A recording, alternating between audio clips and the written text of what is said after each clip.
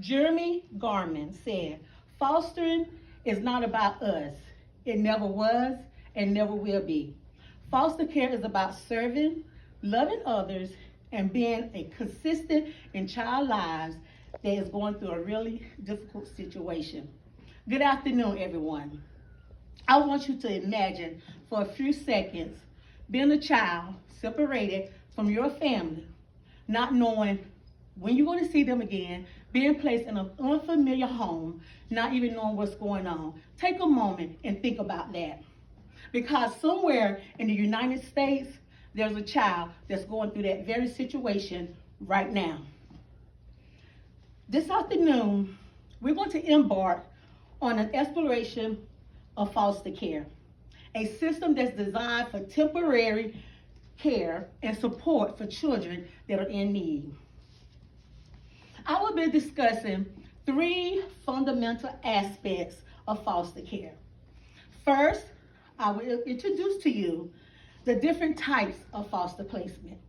There are emergency care to long-term care for children, for stability, and that need nurturing environment.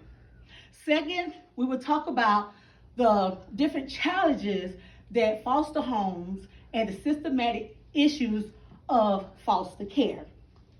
We will talk about the emotional strain, the resource limitations, and bureaucratic complexity.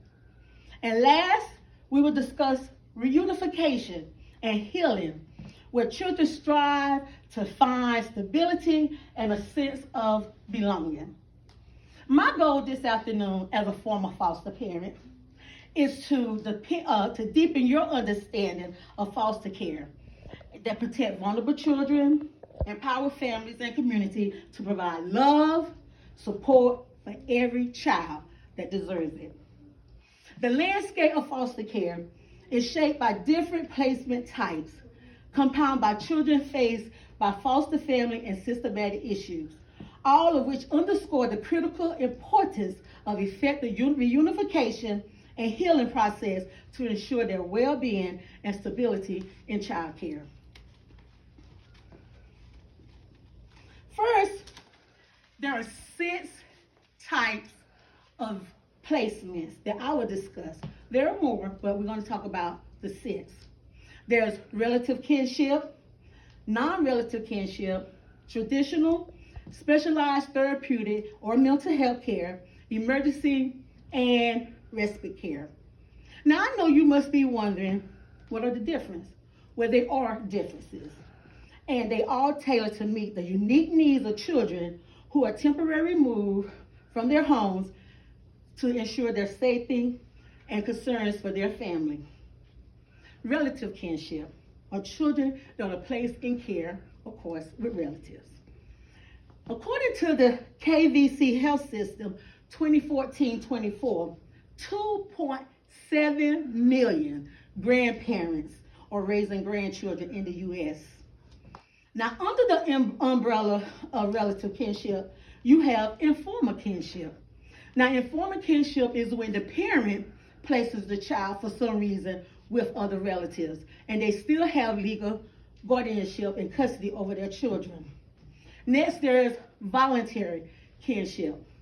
Voluntary kinship is when children are placed by Child Protective Service because there's an open investigation against the parent for maybe abuse, neglect, or whatever the situation may be. The parents still have custody and legal guardianship of the children, but Child Protective Service is now involved until the investigation is closed. And last under that umbrella is formal kinship. Unfortunately, formal kinship, parents loses their rights. Now the courts are involved. Child Protective Services has guardianship, custody over the children. Most times they will place them with a relative. However, they end up mostly with a licensed foster care family. Now, the second type of placement is non-relative kin. Non-relative kin is someone that is acquainted with the family and knows the child. Now, it could be like a co-worker, a neighbor, friend of the family. They're not licensed, but they have to become licensed. And until they're licensed, they can get a temporary license. This home will provide a nurturing and safe environment for the child as well. Third, we have traditional care. And most of us know pretty much about traditional foster care. Of course, you go through training and the child has no relationship with the family at all. They're just placed in a safe environment of a licensed foster care home. And the foster family work in partnership with, well, if they're placed by the courts or the Child Protective Service, they work with them, and whatever needs the children need, like therapists, doctor's appointment, with the school, and with the family, they still keep in contact with the biological families. Next, we have specialized therapeutic medical foster family. I was a therapeutic foster parent. And then therapeutic specialized, you have children with different types of experiences like trauma, stress, neglect, abuse, whatever the situation may be. And some of these have medical conditions. They could have intellect disorder, developmental delay, stuff like that. But therapeutic foster care provides support for those kids, because along with that come emotional behaviors. So that's what therapeutic is for, and there's a different level of training for therapeutic foster parent families. Last, we have before we get to the last one, we have emergency foster care. Emergency foster care is when a child, like I just had you to imagine a child being taken from their home. This can happen any given time of the day. Most workers are on call 24/7.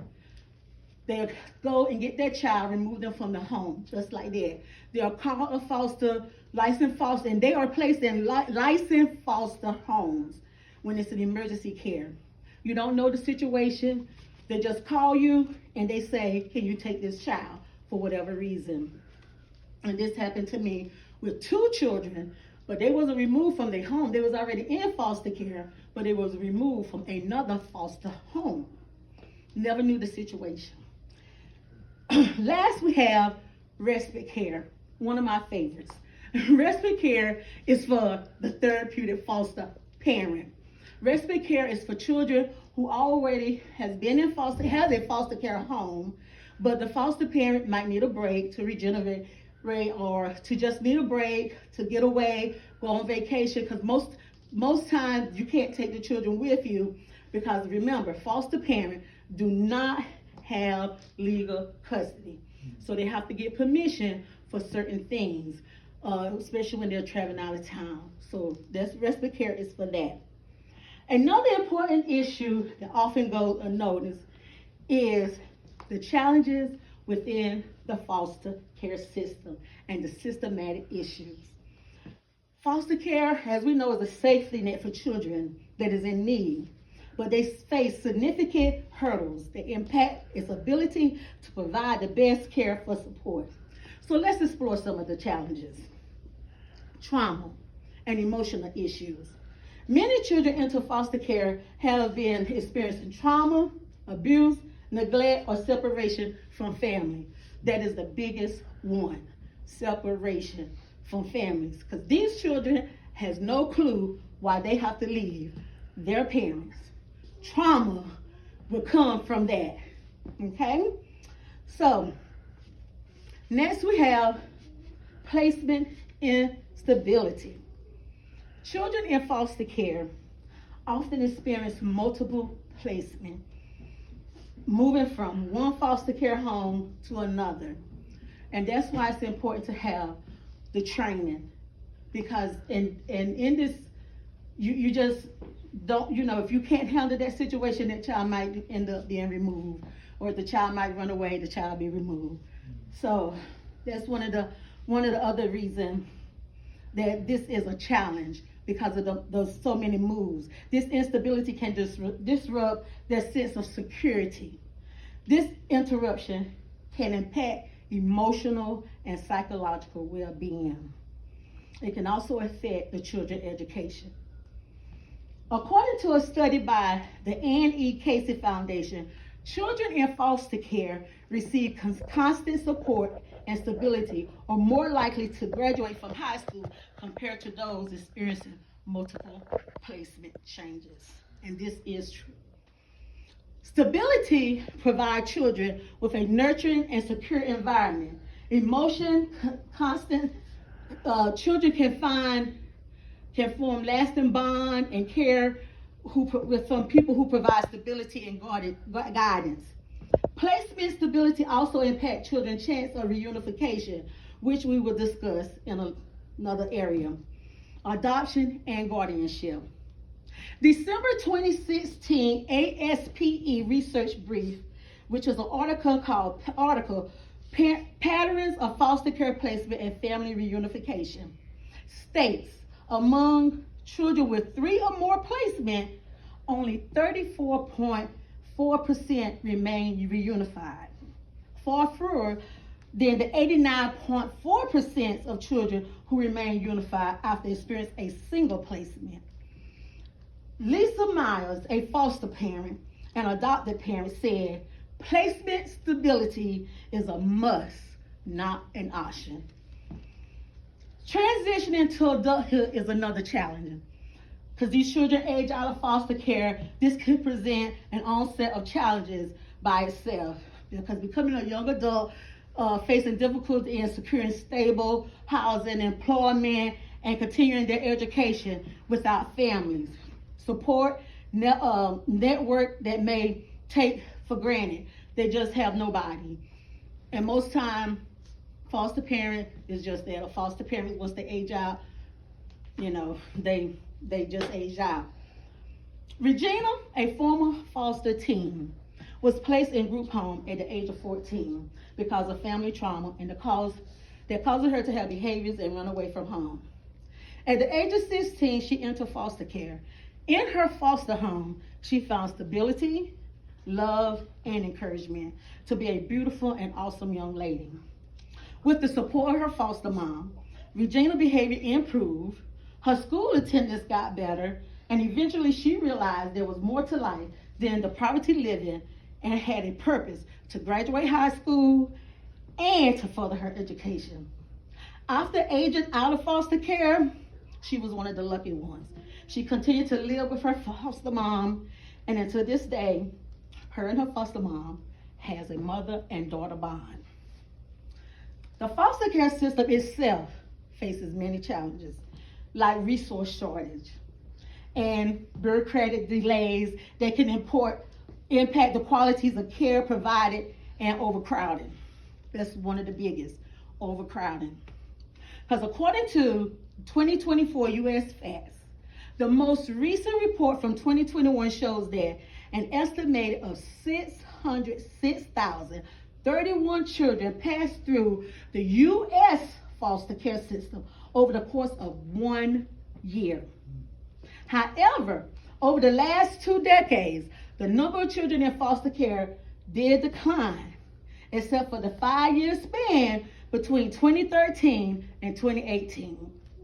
According to the 2021 census calculation, boys are 51% of the U.S. population, and girls are 49%.